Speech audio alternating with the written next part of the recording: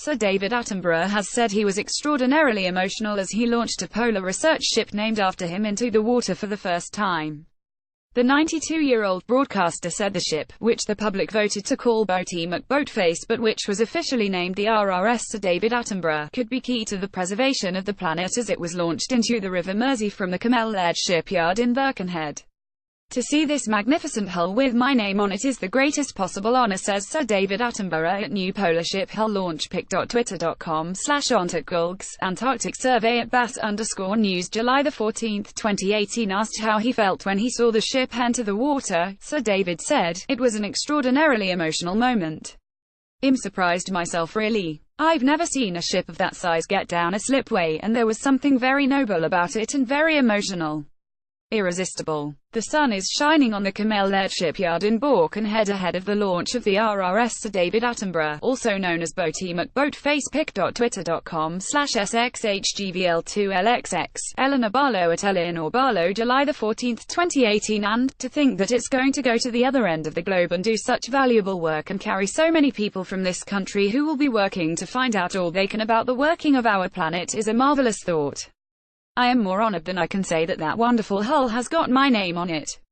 The RRS Sir David Attenborough polar research ship's hull is launched in the River Mersey, Liverpool Peterborough, PA. The £200 million vessel, the largest civilian ship to be built in the UK for 30 years, is the most technically advanced survey ship ever built and will accommodate 60 scientists on research trips to Antarctica when completed.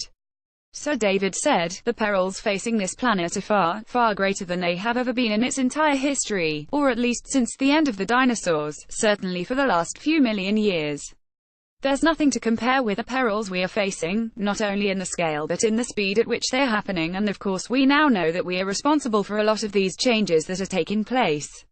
You have to know what they are before you know how you can fix them, so this ship is going to be key to the future salvage of our plant, or at least its preservation."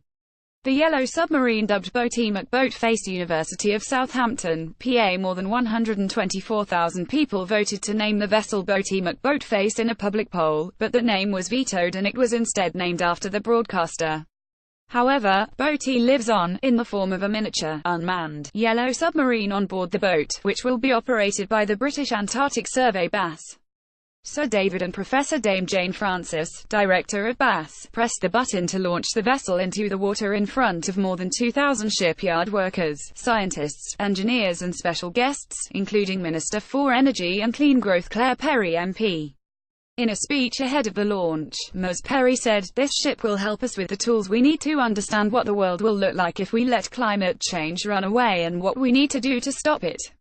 The ship was blessed by Bishop of Birkenhead Keith Sinclair before its launch, and a field gun was fired by soldiers from the Royal Artillery 103 Regiment as it entered the Mersey. Once in the water, tugboats pulled the ship into the wet basin where construction work will continue.